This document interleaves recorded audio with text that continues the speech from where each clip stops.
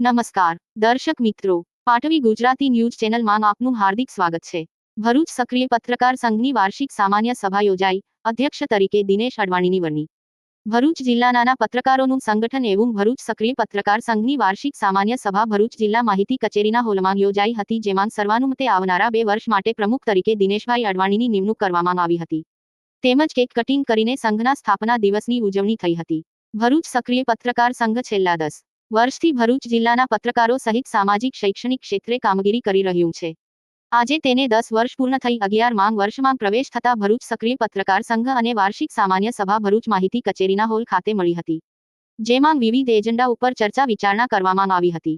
જાન્યુઆરી 2024માં મળેલી ખાસ સાધારણ સભાના તમામ ઠરાવોને વંચાણે લઈ બહાલી આપી દેવામાં આવી હતી। કારોબારી બેઠકમાં લેવાયેલા તમામ ઠરાવોને વંચાણે લઈ તેને પણ સર્વાનુમતે બહાલી અપાઈ હતી। સભામાં વાર્ષિક હિસાબો પણ રજૂ કરવામાં આવ્યા હતા, સાથે સાથે હાજર સભ્યોના સૂચનોને પણ ધ્યાનમાં લઈ તેની નોંધ લેવામાં આવી હતી।